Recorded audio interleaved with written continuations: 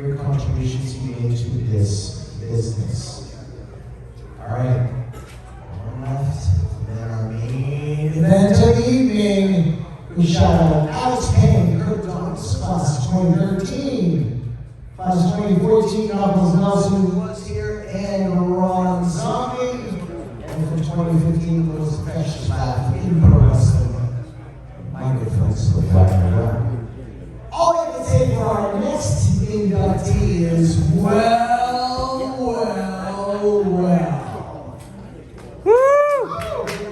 I just want to say that when I was working for Tony Romo, Tony called me in 1994, 95. He said, Tony called me. He said, Big Head. Call me Big Head. My head's not as big as George Carroll's. He said, Big Head. This kid from New York that wants your job. Does managing also just ring out? He goes, I mean, Joey Jaguars. Okay. So, luckily I never lost that spot. But I want to say that when I started bringing out to ECW in 1996, the Revere Wonderland dog track, this guy right here was my coach. He said, here's what you gotta do, here's what you don't gotta do. These guys, the nasties come out, just get out of the ring. Showing off that first night. That was really good advice. And I think we've been pretty good friends for a long time. Even when he ripped his pants on a Friday night on the ECW double loop. And just give him a silver for him, bring it back to him on Saturday for night number 2. And of course, I'm speaking about the quintessential step off, and I love this guy, Joe Gertner, ladies and gentlemen.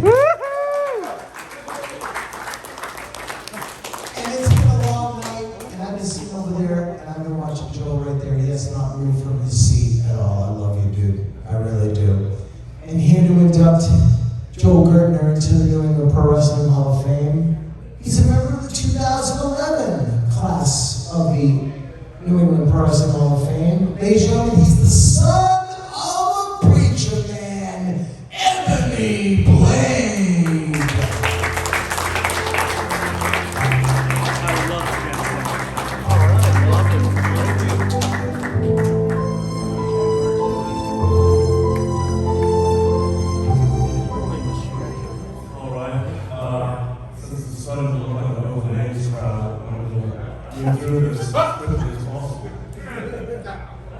It's been a long time since I've said these words, but I'm going to try to say them again and see if they still work. First things first. Let the church say, Amen. Amen. Amen. We have left the cynicism of Sean Gorman. I will present to you now a little bit more optimism. Very quickly. First of all, I do find it too that Gorman thinks he can live in the same neighborhood as me. It's horrible. He drove here, then he was like, go back by first class. But what's also important here is some of the things he said, of course, and some of the jest about his business being filled, scumbags, douchebags, etc., etc., etc. I call them in my own life giants. Lifeblood. It has been my experience, as many of you know, born in England, raised in California, but my home away from all homes is New England.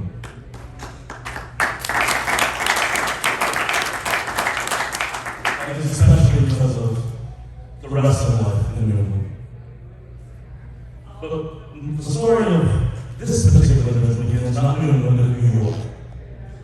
It is 1992, 31 years ago, this last May, where I took the job as a history teacher at Polytechnic Preparatory School in Brooklyn, New York. I was working in a summer camp there when suddenly this kid comes up to me. I can see a kid now because I forgot I was 22, so I just kid myself. He comes up to me and he says, I hear you were in pro wrestling. Yes, I trained out in California, Dr. Jerry Graham, Jesse Hernandez. Well, I didn't learn everything from this. From Dr. Jerry Graham. Jesse Hernandez, Bill Anderson, and a few others. Yes, he says, I love pro wrestling. Started to talk. And I learned this wasn't just a wrestling fan. This kid knew things. He He knew history. He knew psychology. He was smart. I don't mean just in the terms of smart, like we say, he's smart as a business. No, he was intelligent and witty. And in the span of a few weeks, just off the top of his head, somehow this kid had arranged for a wrestling event to take place at this summer camp. He promoted it. He came up with the idea. He hired talent, including me, and others. Great Ted Petty was also on that time. And it wasn't long before I started thinking, you know something? I might be working for this kid someday. And he proceeded to introduce me to the entire New York wrestling scene. Introduced me to Gertner.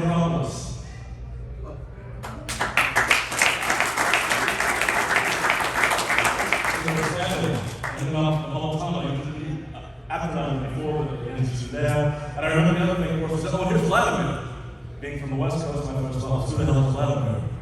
And then I instantly learned, well, we all know Vladimir is like the greatest man in the history of anything at any time. We would go to the garden together and watch wrestling matches. He took me to the Lower East Side Gym, where I met the greatest tag team partner I would ever have in my life, Fabulous Billy Firehawk. And we were the first people to be managed by Joey Jaguar. Ladies and gentlemen, I said I would keep this brief, but I will. I am more excited today for this induction than I was for my own in 2011. Because this is what this young man did. He went off to Cornell and decided to leave Cornell to go join the service of professional wrestling. And since then, he has become not just a promoter, an announcer, a wrestler, one of those legendary managers of all time, an icon of fashion. When did the neck brace? I don't know when. And my God, he did more for neckties than Pee Wee Herman and an ancient Islam combined. The rhyming lyrical miracle. The man who I have been proud to say I knew as a boy and have seen him develop into one incredible young man. He has been an asset for the business, he's been an ambassador for the business, as a lecturer as well. Ladies and gentlemen, with great pride, I would like to introduce to you and induct the Rabbi of Rhetoric, the Cantor of Chaos, the Moil of Mayhem. The Goy may not get it, but we do. We're fine. Ladies and gentlemen, please welcome dear friend and dear asset, Joe Gertner to the table.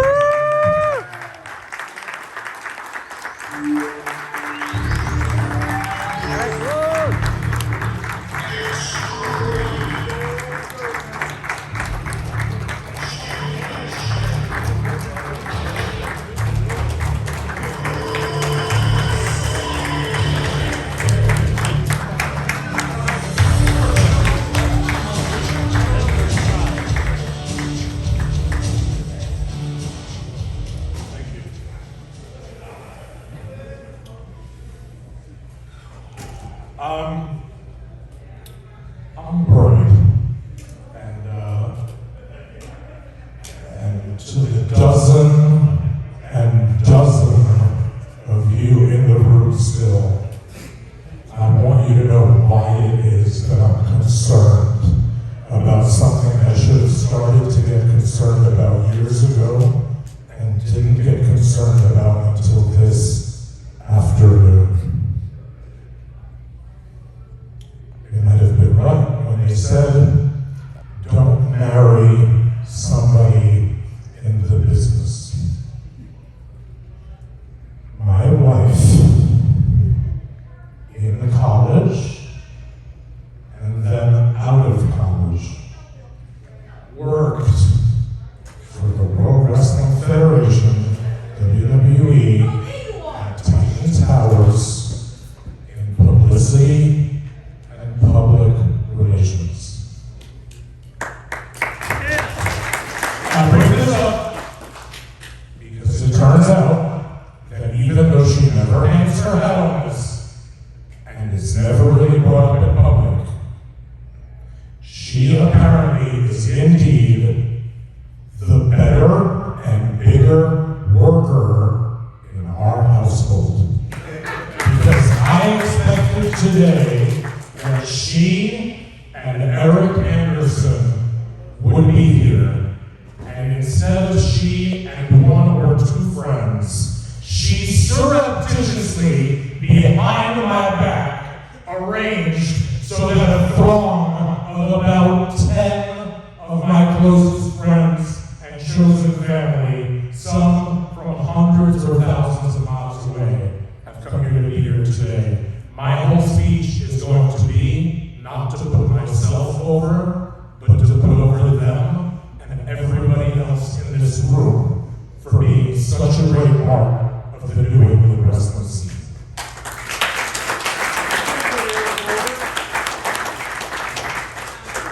Before I ever traveled to the different states of this great land, when I was very young, I knew as a young boy there was a Boston. It was the other garden. We had the real garden, Madison Square Garden, that had once actually been a garden, but it was so important they moved it to the middle of the city. In Canada, they had an alternate universe garden known as the Make-Believe Garden.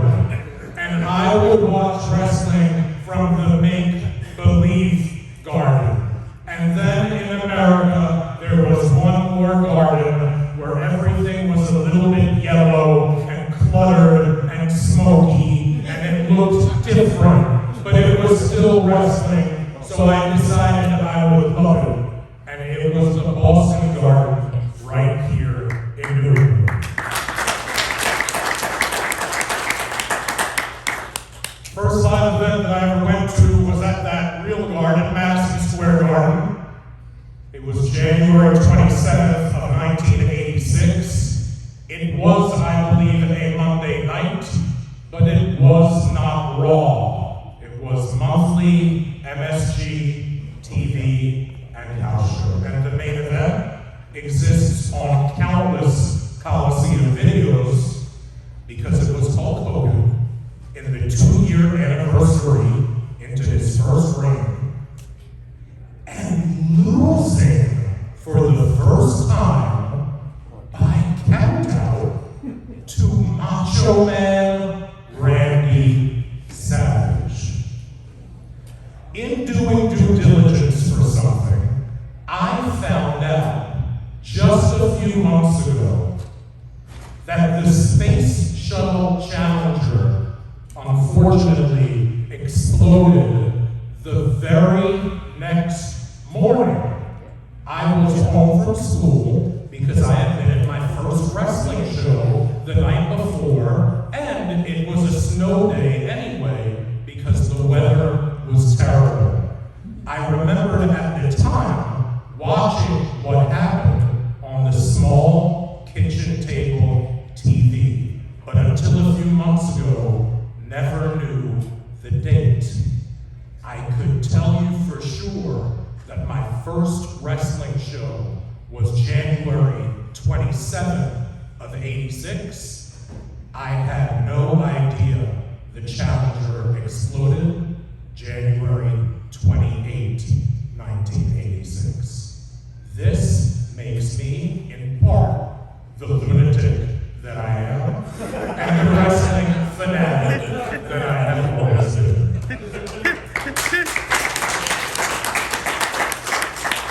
Over the decades, thanks to Extreme Championship Wrestling, Sheldon Goldberg and his NECW, and thanks to many others, I got to travel throughout this region as a teenager, young adult, eat many Perkins breakfasts after the show was over, and even find a part of New England to call my home and home base for my promotion, MXW. I would go on to live in Waterbury, Connecticut for 2 or 3 years, promoting in Bristol, in Waterbury, in Wallingford, all over the place, Toad's Place in New Haven eventually, and even reopened the Washington Avenue Armory in Albany, New York, the first wrestling tenant there since Vince McMahon Sr., and the wrestling tenant there that followed me was NXT and Vince McMahon Jr. All of this while living here in my second home of New England. I would like to thank Joe Bruin, the New England Pro Wrestling Hall of Fame, and all the people who work with and support it. My brother from another mother, Sebastian Picano, who, since my wife had surprised me with a half dozen friends I didn't expect to meet here, he called me and told me that he had been called away and wouldn't be able to make it, and I'm half expecting him to pop up from the back of the room or through that door. I texted him as much at dinner, so we'll see if he shows or not. Whether he's here or not, he is here. He is my life coach, my sounding board, my voice of reason, returning the favor from the mid to late 90s during ECW, where I was his advocate, his advisor, and basically his lawyer, Mr. David Kleinfeld. Speaking of lawyers, let's hear it for the man who inducted me, Eric Anderson Esquire. Gemini did. Eric is the barrister to the bad boys. Eric is the viceroy of vice. He is the solicitor of sin. Nick Halverson is here from Minnesota or Costa Rica. He spends half the year there now. He's an international real estate big shot. But in younger days, on my 18th birthday, which was about 3 or 4 weeks into my freshman year of college, away from home, where I had been sheltered like a field, So true. we decided that we would go out and get free drinks because the fraternities were rushing.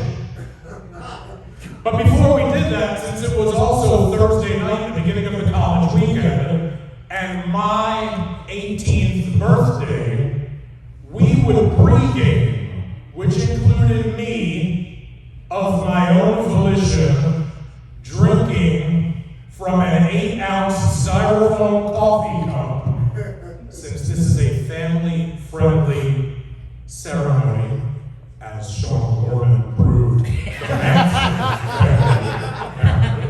Let's just say that the cup was full of Jose Cuervo brand blue agave milk.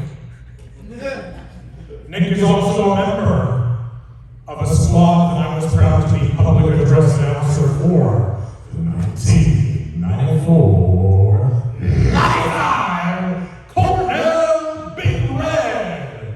And he wasn't just a standout there, he came to us by way of being a superstar wrestler for the Minnesota Golden Gophers, much like Brock Lesnar, Shelton Benjamin. He's laughing, but he knows. He owns more of Costa Rica than I rent in Brooklyn. It's fully legit for him to sell you property down there. I swear, he's not just a white man going into the jungle and squatting. He's got his Ringo card and everything. So if you want to be a true American expat, hit him up. Thanks, Phil. You're welcome. Sorry for the interruption. Eric Stefanowitz and Nate Lugard are here. They work for a New England-based pro wrestling company. First, MXW, and now a similarly large organization known as World Wrestling Entertainment. They work in the TV department. Eric was a right-hand man in MXW, had a keen eye for talent, helped me promote, helped me produce, helped me book. Nate was our one-man production department. He was not just the production arm, he was the whole throbbing body.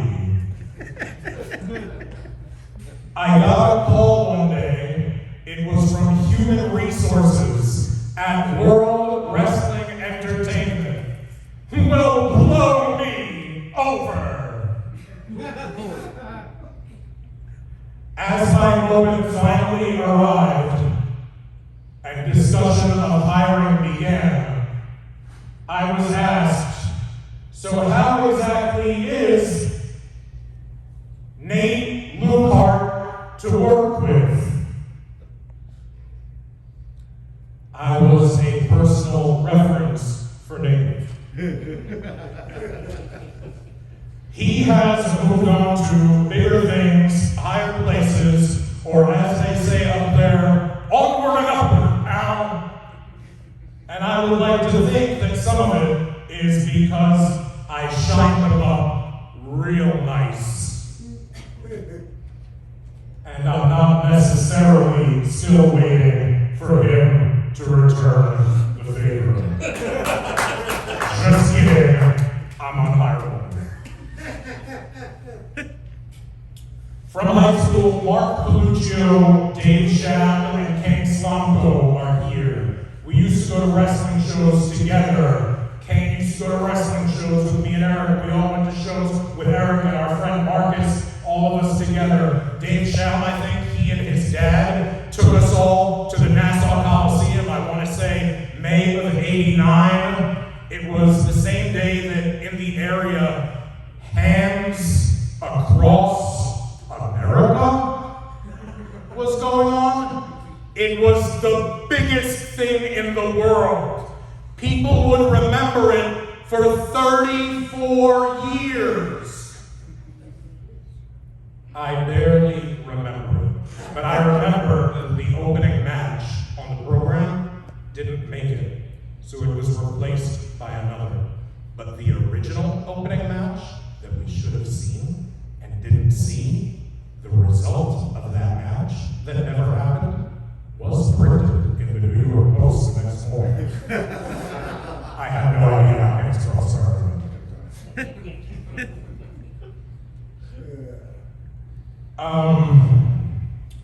We're thanking grandfathers today, which John Vega reminded me to do, so I'll thank mine.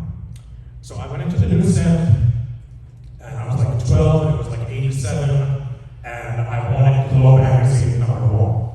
I absolutely positively wanted to start from #1 so I could collect every issue of Gorgeous Ladies of Wrestling magazine. And so I went and I got it out of the rack and I brought it up to pay for it. And the store owner did not speak English, did not read English. And I gathered as much because Glow magazine had been placed with all of the gentlemen's like movie magazines.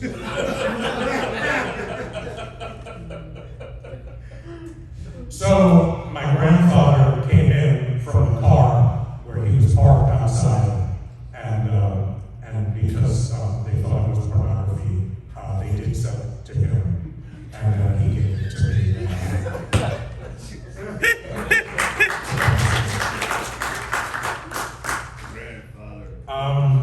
Mark Paluccio, one of my friends that's here that I didn't expect, we went to an IWCCW show at some church gym or high school gym, and the ring announcer was his uncle, his father's cousin, Cowboy Dennis Alestro, a local auctioneer, and he did independent wrestling ring announcing. And it was 1990. I hadn't started working as talent yet. I was about 15. And there's a flag in the ring. They're about to play the national anthem. And Cowboy Dennis Alestro motions over to his nephew and Mark walked through the ropes and held the flag during the playing of our national anthem. And I spent that next 2.5 minutes 10 considering the vast and ample greatness of our nation. I spent the other 90% saying, that son of a bitch doesn't want me to pronounce when he grows up. He doesn't want me to next Bobby Heenan. He may have been the first one to stand in a wrestling ring, and that's okay, because he loves wrestling too, and I watch WrestleManias with him in his basement. But I'm going to be the next one.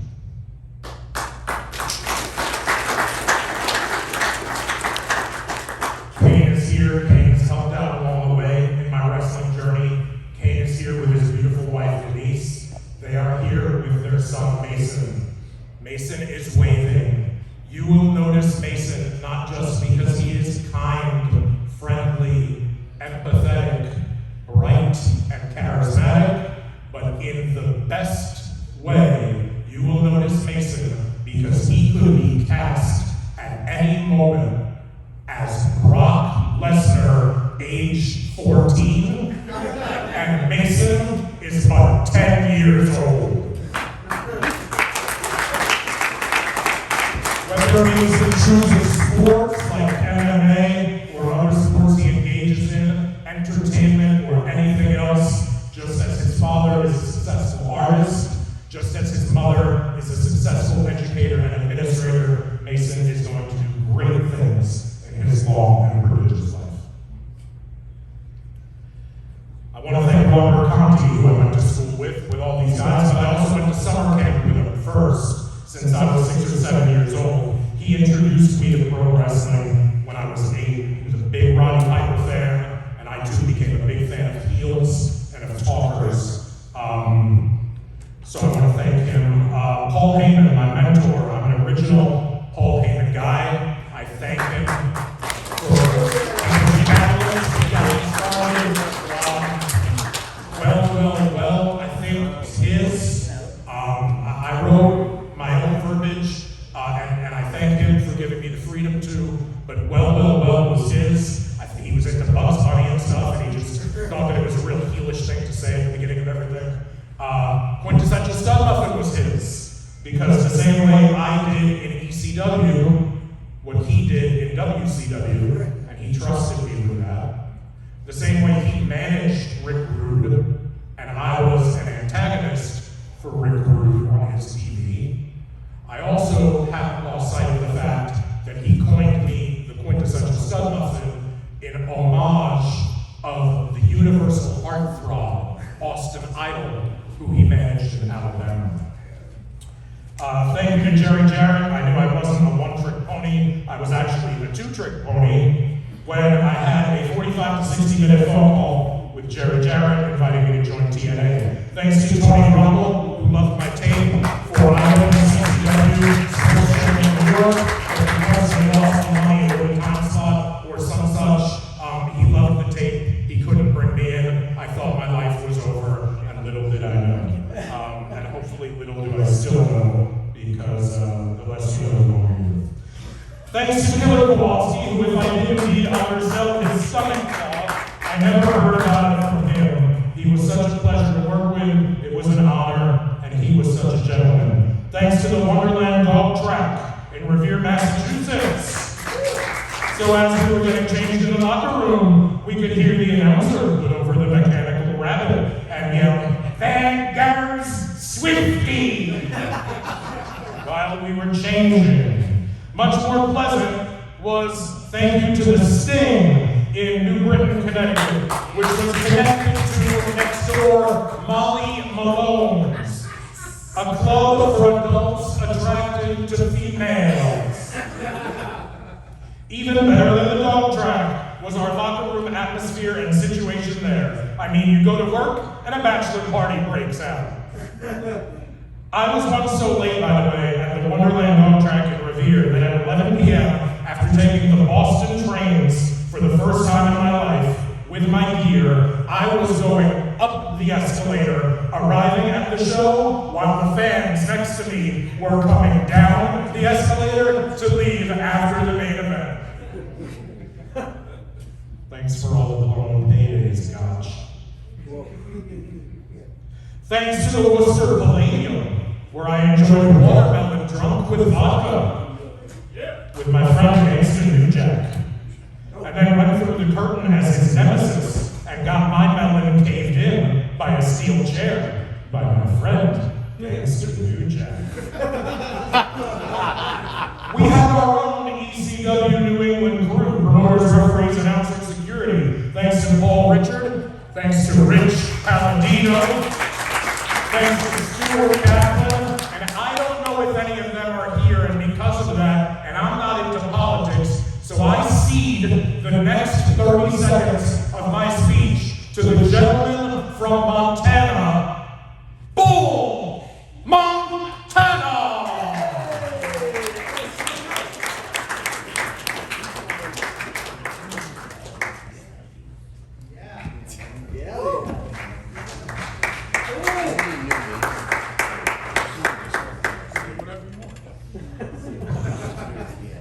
Ladies and gentlemen, at one Glen Ballroom, there was an accident there, and there was a young gentleman, I think what happened, so I met Mr. Gertner there, I met all the greatest wrestlers from ECW were there, you know, my good mates are a couple of my Boston that Joe and Noah and everything. Harry Satin, the late John Carter.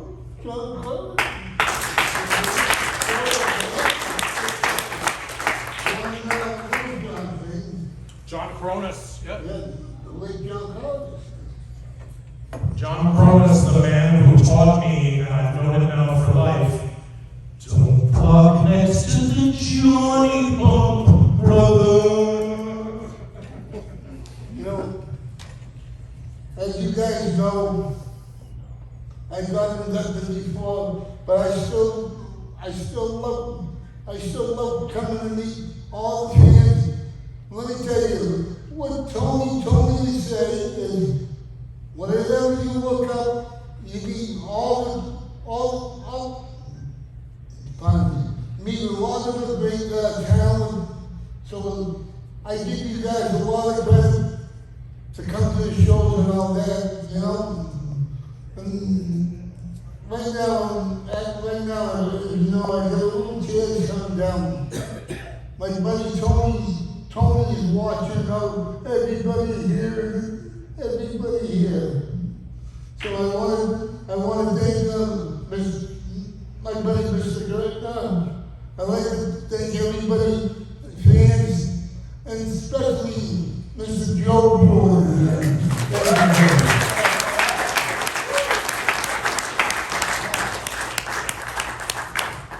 Associated with Kowalski, with Tony Rumble, with the New England scene for over 36 years, the legendary Bull Montana.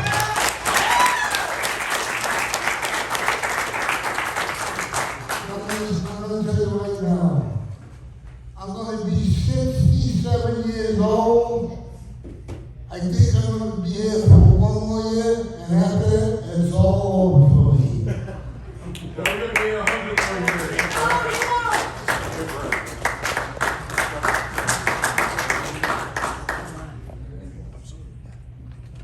Thank you, guys. Thank you.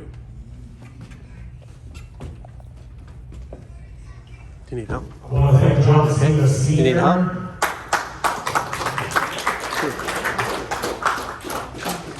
I want to thank, wait till you hear this family Carnival act. I want to thank Flying Fred Curry, Rocket Fred Curry, and even a young kid, Mason, he had me by 4 years. He was 6 years old or so, a kid that I named Nightlight Nick Curry. I once worked with him on one of Sheldon Goldberg's shows, which allowed me for one night to make a living by getting punched in the face by someone who had been a toddler about 3 years earlier. So take that, Penny Omega.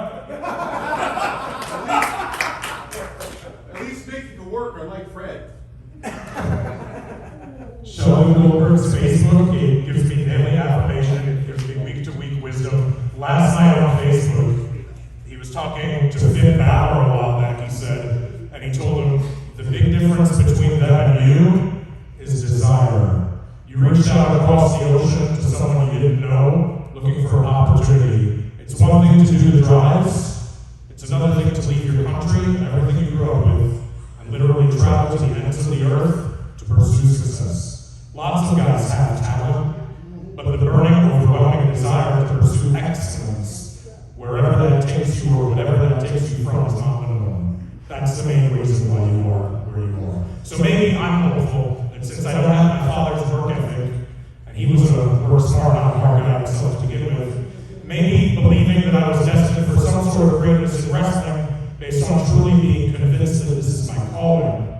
Maybe all of that, plus running off from college to join the circus, is what has landed me here at this podium tonight. Thanks to all the full-service Marriotts around here. When I worked at Marriott and ECW at the same time in 1997 and only had 3 days off that calendar year, those properties let me put a copious number of ECW talent in their hotels for the brother price of $39 and never complained about getting worked. Some good wrestling people from around here who deserve to be recognized are Nancy Hamlin. I think of Paula, I think of Nancy, a friend, supporter of wrestling, a kind woman. A new friend of mine in the last 3 or 4 years who's here, Jim Tiso. Unless is he still here? You didn't leave yet, Jim? No. All right, well, anyway, here goes. Jim means well. I would trust Jim with my life. I lost a bet once, now I have to. Much like Nancy Hamlin, Jim is a human being. I don't want to say he's a bit of a butthole, so I won't. If I'm alluding to MXW, a lot of the names, you've got half a dozen people at least in this room. Eddie Edwards, DC Dillinger, Maverick Wild, so many, Xavier, Josh Daniels, Mercedes Martinez, Slick Wagner Brown, we're in MXW in Connecticut, 2004 Ron Zombie, 2004 to 2010, Christine Coons, our staff photographer. There might be a dozen people in the room who have ties to MXW. Thank you all. I'm gonna wrap it up. Thanks to Todd Mostolis. Thanks to Jason and Sherry. Thanks to all the people who were coming up at a certain time, young in the business, who trusted me to give them ideas, ring names, and gimmicks, even their first paydays. Thanks to every talent who performed on an MXW event. Special acknowledgement to Slick Wagner Brown. One Sunday afternoon, I thought it would be a good idea, and happened to have a wild bug up my ass, to do a show called Come What May.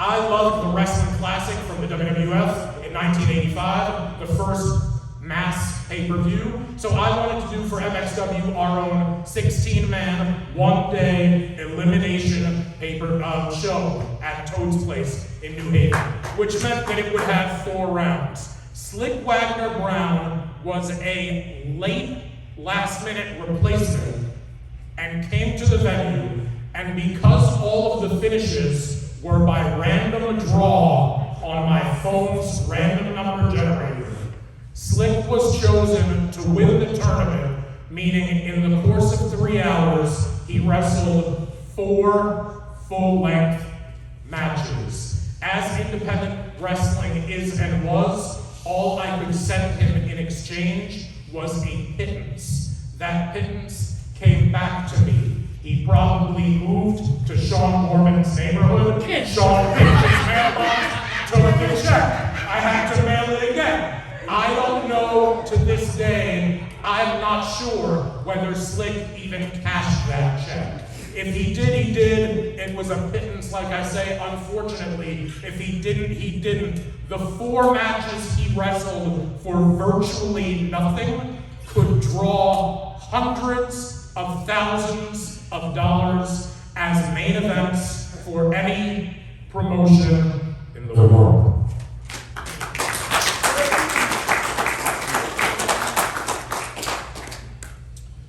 Last but certainly not least, because she's my publicist and she told me that